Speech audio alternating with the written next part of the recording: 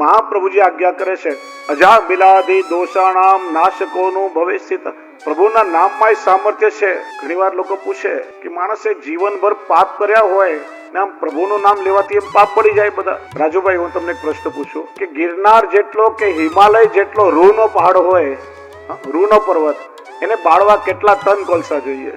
એક ચિનગારી કાફી છે, એક તણખલું કાફી છે. એમ सूरदास કહે છે, जितनी रवि छाया की कनिका तितने दोष हमारे, तिहारे चरण प्रताप तेज ते देव दक्षिण तारे. જીવના દોષો ગમે એટલા હોય પણ પ્રભુની કૃપામાં એ સામર્થ્ય છે, પ્રભુના નામમાં સામર્થ્ય છે કે પ્રભુનું નામ લેવાથી જીવના બધા દોષો ચલાવી દે છે. ભગવાન અને ભગવાનના નામમાં કોઈ ભેદ નથી. નમો ભગવતે તસ્મૈ કૃષ્ણાયાદ્ભુત કર્મણે રૂપ નામ વિભેદેન જગત ક્રીડતી હોય હતો. બે પ્રકારે પ્રભુ આ જગતમાં ક્રીડા કરે છે. ભગવાન જ્યારે અવતાર ધારણ કરે ત્યારે ભગવાનના સ્વરૂપ દ્વારા ભક્તનો ઉદ્ધાર થાય છે, પણ પ્રભુ જ્યારે પોતાની અવતાર લીલાને સમેટી લે ત્યારે ભગવદ નામ દ્વારા ભક્તોનો ઉદ્ધાર થાય છે. ભગવાનમાં જેમ 6 ધર્મો છે એમ પ્રભુના નામમાં પણ 6 ધર્મો રહેલા છે. સૂરદાસજી કહે છે, બડો ધન હરિજન કો હરિ નામ, બિન રખવારે ચોર ન ચોરે સોવતે સુખધામ. दिन दिन बढ़त सवायो दोनों, घटत नहीं कछु दाम, सूरदास हरि सेवा जाके पारस को कहता. तिजोरीમાં 1 કરોડ રૂપિયા રાખ્યા હોય, લાખ વપરાઈ ગયા તો 99 લાખ બચે, બીજા 4 લાખ વપરાઈ ગયા 95 લાખ બચે. જેમ જેમ ઉપયોગમાં લો રૂપિયા ઘટતા જાય. પણ આ પ્રભુનું નામ કેવું છે, જેમ જેમ પ્રભુનું નામ લેશો એનું મલ્ટીપ્લિકેશન થશે. 2 ગણું 4 ગણું 8 ગણું વૃદ્ધિ થતી જશે. ઘરમાં તિજોરીમાં રૂપિયા હોય તો રાતભર જાગીને રખોપું કરવું પડે, કોઈ ચોરી તો નહીં જાય, માણસની ઊંઘ હરામ થઈ જાય. પણ પ્રભુનું આ નામ આપણું એવું ધન છે કે સોવત હે સુખધામ, માણસ ચેનની ઊંઘે સૂઈ શકે. એટલા માટે ઘણી વાર કહું છું, કોઈ એક વૈષ્ણવ કદાચ એક નાના ઝૂંપડામાં રહેતો હોય, એના ઘરમાં ઠાકોરજીની સેવા બિરાજે છે, મુખમાં પ્રભુનું નામ છે, ઘરમાં વૈષ્ણવને આવકાર મળી રહ્યો છે અને હૃદયમાં હરિ ગુરુ વૈષ્ણવ પ્રત્યે ભગવત ભાવ છે, તો એના જેવું ધનવાન આ જગતમાં બીજો કોઈ નથી. અને કોઈ કરોડોના મહેલોમાં રહેતો હોય પણ ઘરમાં પ્રભુની સેવા નથી, મુખમાં પ્રભુનું નામ નથી, વૈષ્ણવનું આતિથ્ય નથી અને હરિગુરુ વૈષ્ણવ પ્રત્યે ભગવત ભાવ નથી, તો એના જેવું કંગાલ આ જગતમાં કોઈ નથી. વૈષ્ણવ ક્યારે ભૌતિક સંપત્તિથી નામ અપાય. યત વૈષ્ણવાનામ ધનમ, આપણી સાચી સંપત્તિ ભગવત નામ અને હૃદયમાં રહેલો ભગવત ભાવ છે. એટલે તમે ઠાકોરજીના સ્વરૂપની સેવા કરો, એ સ્વરૂપ સેવા. અને કોઈ પણ પ્રકારે તમે પ્રભુનું નામ લો તો એ ઠાકોરજીની નામ સેવા કરી કહેવાય. રૂપમાં અને નામમાં કોઈ ભેદ નથી. એક પ્રકાર છે ભગવાનના મંત્રાત્મક નામોનો જાપ. ધ્યાનથી જો, ના દેખાય તો સ્ક્રીનમાં જો. આ રીતે અંગૂઠો અને અનામિકા આંગળીથી માળા પકડી અને મધ્યમાં આંગળીથી આ રીતે આપણે ફેરવીએ, આ મુદ્રાને ગૌમુખી મુદ્રા કહેવાય છે. આના પરથી પેલી જોડીનું નામ બી ગૌમુખી થયું. આ માળા એ આધાર છે, અવલંબન છે, આપણી ક્રિયાનું આપણને સતત જ્ઞાન રહે. એટલા માટે માળા લઈને આપણે પ્રભુનું નામ લઈએ છીએ. કોઈક સંખ્યાનો નિયમ આપણે લઈએ, 2, 3, 5, 7, 11. શા માટે? કેમ કે નિયમથી જીવનમાં નિયમિતતા આવે છે. ધીરે ધીરે આપણે આગળ વધી શકીએ. મનમાં એક સંકલ્પ બનેલો રહે કે આટલો નિયમ છે, મારે પૂરો કરવો જોઈએ, અને આપણા ચિત્તની એકાગ્રતા એમાં આવે. એટલા માટે એક માળાના મણકા ફરતા ફરતા હૃદયની એક પાંખડીઓ ખોલવી જોઈએ. પણ ચાલો 5 કે 11 માળા પૂરી થઈ ગઈ પછી શું ઠાકોરજીનું નામ ભૂલી જવાનું? હા કે ના? તો શું કરવું જોઈએ? બીજો પ્રકાર બતાવ્યો, નામ સ્મરણ. હાથ કોઈ પણ ક્રિયા કરતા હોય, પગ ચાલીને ક્યાંય પણ જતા હોય, મનમાં સતત પ્રભુના નામનું સ્મરણ ચાલ્યા કરતું રહે. શ્રી મહાપ્રભુજી આજ્ઞા કરે, તસ્માત સર્વાત્મના નિત્યમ શ્રી કૃષ્ણ શરણમ મમ વદત ભિરેવ સતતમ. વૈષ્ણવોએ સતત અષ્ટાક્ષર મહામંત્ર શ્રી કૃષ્ણ શરણમ મમનું સ્મરણ કરતા રહેવું જોઈએ. 2 વસ્તુથી બચશું. એક તો મુખરતા દોષથી આપણે બચશું. મુખરતા દોષ કોને કહેવાય? આપણા બોલેલા શબ્દોથી કોઈનું દિલ દુખાય, કોઈની લાગણી દુભાય ત્યારે આપણને મુખરતા દોષ લાગે છે. જેમ રોગનું મૂળ ખાંસી, ઉધરસ થઈ હોય, 2, 5, 7 દિવસે કંટ્રોલમાં ના થાય તો પછી ચેકઅપ કરાવવું પડે, એમાંથી ઘણા રોગ થઈ શકે. એમ દોષોની શરૂઆત મુખરતા દોષથી થાય છે. માણસ જયારે વાણીનો વિવેક ચૂકી જાય, ન બોલવાનું બોલે, ત્યારે મુખરતા દોષ લાગે. મુખરતા દોષ એટલે શું? મેં કોઈને આપણા લોકોની એક બહુ મોટી સમસ્યા છે કે આપણા ધર્મ ગ્રંથો, આપણા આચાર્યો ગુરુજનો ઉપદેશ આપે, જલ્દી ના માનીએ, પણ આપણી જ કોઈ વ્યવહારની વાત અમેરિકા કે યુરોપના વૈજ્ઞાનિકો લઈ જાય ને એના પર સંશોધન થાય અને અમેરિકાના વિજ્ઞાનનો સિક્કો લાગે, તરત જ આપણે લોકો માનીએ. થોડા વર્ષો પહેલા અમેરિકામાં સંશોધન થયું કે માણસના મોઢામાંથી નીકળેલા શબ્દોનું શું થતું હશે, અસ્તિત્વમાં ક્યાં જતા હશે? કેમ કે સિદ્ધાંત છે કોઈ પણ વસ્તુનો નાશ સંભવ નથી. આ જગતની રચના પ્રભુએ કરી છે. કેવલ એનું રૂપ બદલાય, શક્તિનું પદાર્થમાં અને પદાર્થનું શક્તિમાં રૂપાંતર થાય. તો આ શબ્દોનું શું થતું હશે? તો બીજા ગ્રહ પર સેટેલાઇટ મૂકી લોકોએ સંશોધન કર્યું કે માણસના મોઢામાંથી નીકળેલા શબ્દો ધ્વનિના તરંગોના રૂપમાં, સાઉન્ડ વેવ્સના રૂપમાં પરિવર્તિત થાય. હું અહીંથી બોલું છું તો એ તરંગો માઇક્રોફોનમાં જાય, એમ્પ્લીફાયરમાં થઈને સ્પીકરમાંથી તમે પાછા સાંભળી શકો. તો એ શબ્દો તરંગોના રૂપમાં પરિવર્તિત થઈ 40 દિવસમાં આખી પૃથ્વીનું ભ્રમણ કરી જ્યાંથી એ શબ્દો નીકળ્યા હોય એના મસ્તિષ્કને અસર કરે છે. દાખલા તરીકે તમે ટીવીની સામે બેઠા છો, તમારો મનપસંદ કાર્યક્રમ ચાલી રહ્યો છે, બાળકો પ્રેમથી તમારી પાસે રમી રહ્યા છે, તમારી મનપસંદ ભાવતી વાનગી ડીશ તમારી પાસે છે, તમારી પત્ની બહુ પ્રેમથી સારા મૂડમાં તમારી પાસે બેઠી, બને ઓછું એવું માની લે, આપણે કલ્પના કરીએ, બધું તમને અનુકૂળ છે, છતાં આપણે ઘણીવાર કહીએ મારો મૂડ બગડી ગયો છે, આજે મારો મૂડ બરાબર નથી. બધું જ અનુકૂળ છે તો મૂડ બગડવાનું કારણ શું? કે 40 દિવસ પહેલા તમારા મોઢામાંથી નીકળેલા કોઈ એવા શબ્દો, એના તરંગો આવીને તમને અસર કરે છે અને આપણું મન વિચલિત થઈ જાય છે. એનું જ નામ છે મુખરતા દોષ. બીજું, ચાલતા ફરતા કીડી મકોડા જેવા જીવજંતુઓ પગ નીચે આવે તળિયે કચરાય ખબર ના પડે, એ વખતે જો ભગવદ નામ હોય તો ભગવદ નામના પ્રભાવથી જીવનો ઉદ્ધાર થઈ જાય અને આપણે જીવાનીના દોષથી બચી શકીએ. એટલે શ્રી મહાપ્રભુજી આજ્ઞા કરે છે સતતમ અહર્નિશ ભગવત નામ. ઘણા વૈષ્ણવ પૂછે મારે દરરોજ કેટલી માળા કરવી જોઈએ? ત્યારે કેવું પડે કે સંખ્યા ગણવી હોય તો વેપારમાં ગણજો, પ્રભુનું નામ લેવા માટે કોઈ સંખ્યા ગણવાની જરૂર નથી. મિર્જા ગાલિબ નો એક બહુ સરસ શેર છે, ये कहकर गालिब ने तोड़ दी तस्बीह, तस्बीह એટલે માળા, ये कहकर गालिब ने तोड़ दी तस्बीह, गिन गिन के क्या उसका नाम लो जो बेशुमार देता है. પ્રભુએ આપણને આટલું બધું આપ્યું છે, રહેવા માટે ઘર આપ્યું, પહેરવા માટે કપડા આપ્યા, જમવા માટે અનાજ આપ્યું, તો પછી પ્રભુનું નામ લેવા માટે આપણે સંખ્યા ગણવાની શું જરૂર છે? શ્રી મહાપ્રભુજી આજ્ઞા કરે સતતમ, એવી ટેવ પાડો કે મનમાં નિરંતર અષ્ટાક્ષર મંત્રનું સ્મરણ ચાલ્યા કરે.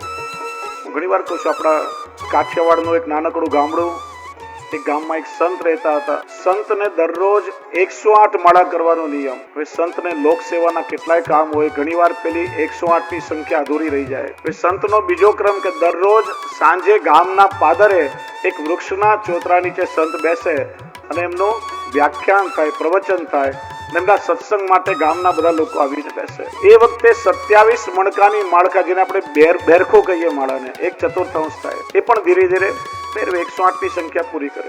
એકવાર સંતનું પ્રવચન ચાલી રહ્યું તો એમને જોયું કે આગળ કોઈ એક દરિદ્ર જેવી કોઈ ગરીબ ભાઈ બેઠી હતી, કપડાના ઠેકાણા નહીં.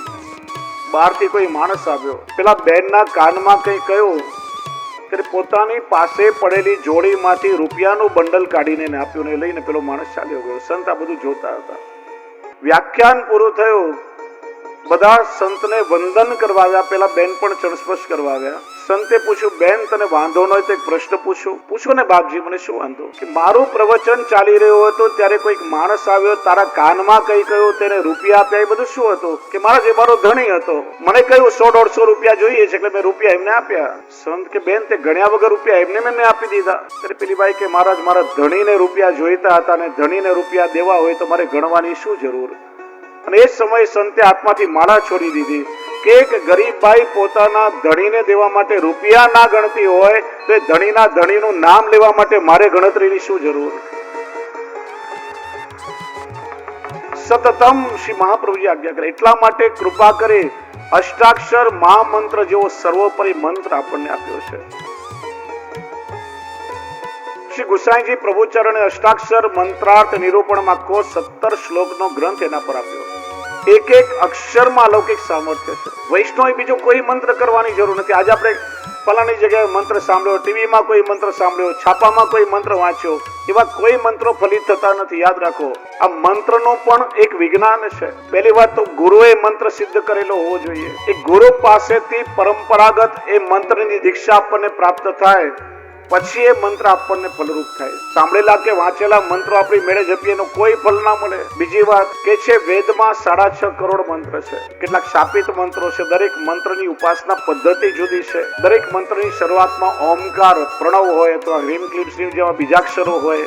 શરીરની, વાતાવરણની, મનની દરેક પવિત્ર અવસ્થામાં એનો જપ કરવો જોઈએ, નહીં તો એ ફલાત્મક થાય. બીજો, ઉચ્ચાર શુદ્ધિ હોવી જોઈએ. રસવઈ દીર્ઘઈનો ફરક પડે તો પણ એનો વિપરીત પરિણામ આવે. આ બધું એટલું સહેલું નથી. શ્રી મહાપ્રભુજીએ વિચાર્યું કે કલિયુગમાં જીવ કદાચ ઠાકોરજીની સેવાથી દૂર થશે, પણ પ્રભુનું નામ પણ જો ફલાત્મક નહીં રહે તો જીવની શું દશા થશે. એટલા માટે પ્રણવ કે બીજાક્ષર વગર શુદ્ધ શ્રી કૃષ્ણ શરણમ મમ એ અષ્ટાક્ષર મંત્રનું દાન શ્રી મહાપ્રભુજી આપણને કર્યું છે. એક એક અક્ષરમાં અલૌકિક સામર્થ્ય છે, જે દરેક પ્રકારના લૌકિક અને અલૌકિક સુખ તમને આપી શકે. તો આપણે બધા જ સાથે મળીને ગાશું. જીવ જ્યારે જ્યારે પ્રભુના નામનું સ્મરણ કરે ત્યારે ત્યારે સંસારના દુઃખોનું વિસ્મરણ થઈ જાય છે. જો આવનાર દુઃખોને આપણે રોકી શકતા નથી. વરસાદ આવતો હોય તો વરસાદને રોકી ન શકાય, પણ છત્રી લઈને નીકળવું એ આપણા હાથમાં છે. પ્રભુના નામનું સ્મરણ દુઃખો વિસરાવે છે. દુઃખો આપણને દુઃખી નથી કરી શકતા. ભગવાન આનંદ સ્વરૂપ છે તો પ્રભુનું નામ પણ આનંદ સ્વરૂપ છે. ત્રીજો પ્રકાર છે નામ સંકીર્તન, જે વચ્ચે વચ્ચે બારે ઘડી આપણે કરીએ છીએ. એકથી વધારે એક વ્યક્તિ વાજિંત્ર અને કરતલ ધ્વનિ સાથે ઊંચા સ્વરે પ્રભુનું નામ લે ત્યારે વાતાવરણની બધી નેગેટિવિટી દૂર થાય અને પોઝિટિવ વાઇબ્રેશન આપણને મળે છે. આગળ પણ કહ્યું કે આપણા ભારતીય સંગીત શાસ્ત્રમાં રાગ અને સ્વરનું બહુ મહત્વ છે. એને નાદ બ્રહ્મ કહેવાય છે. આપણા દેશની કેટલી પદ્ધતિઓ વિદેશના લોકો તે લઈ જઈ ત્યાં વિકસાવે છે. આજકાલ આખા વિશ્વમાં રોગોના ઉપચાર માટે મ્યુઝિક થેરેપી ચાલી રહી છે. એ આપણી પ્રાચીન પદ્ધતિ છે. કેટલાક રાગ એવા છે જે સાંભળવાથી સિવિયર હેડેક હોય, માથાનો દુખાવો ચાલ્યો જાય. કેટલાક રાગ એવા છે કે માણસ માનસિક તણાવમાંથી બહાર આવી જાય. અનેક રોગો માટે સંગીતના રાગોથી ઉપચાર થાય છે. અમે અમારી ટીમ સાથે આખી એક પદ્ધતિ બનાવી છે. 12 જુદા જુદા રાગોમાં અષ્ટાક્ષરની ધૂન ગવાય. કેટલાય પ્રયોગો કર્યા છે. હવે એક રાગમાં અષ્ટાક્ષરની ધૂન ગવાય, પછી વચ્ચે 4-5 મિનિટ માટે અષ્ટાક્ષર પર વિવેચન થાય, પછી બીજા રાગમાં ધૂન ગવાય. 2.5-3 કલાકનો કાર્યક્રમ હોય. અનુભવ કર્યો છે છેલ્લે જેટલા લોકો બધા શાન ભાન બોલે ઉભા થઈને તન્મય થઈને નાચવા લાગે.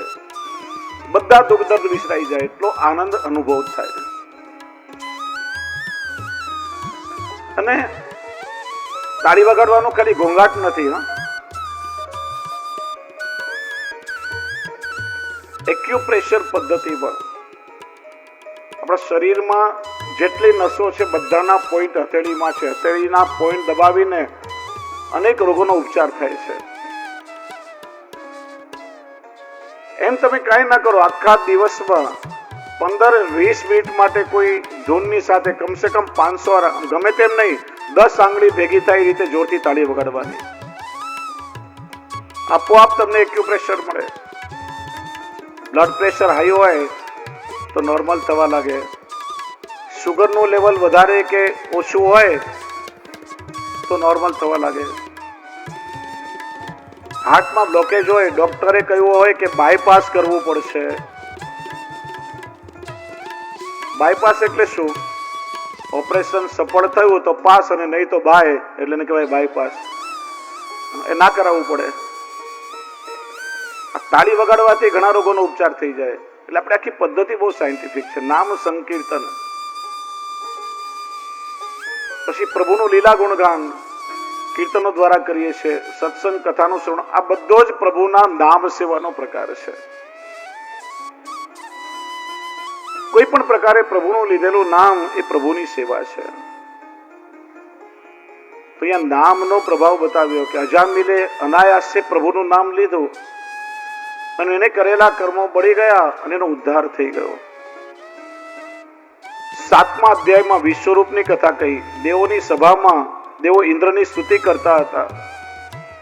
ઇન્દ્રને અહંકાર આવ્યો હતો. ગુરુ બૃહસ્પતિ સભામાં આવ્યા. ઇન્દ્રએ ઉભા થઈને સત્કાર ન કર્યો. ગુરુ કઈ ન બોલ્યા, ચૂપચાપ પોતાના આશ્રમે ચાલ્યા ગયા.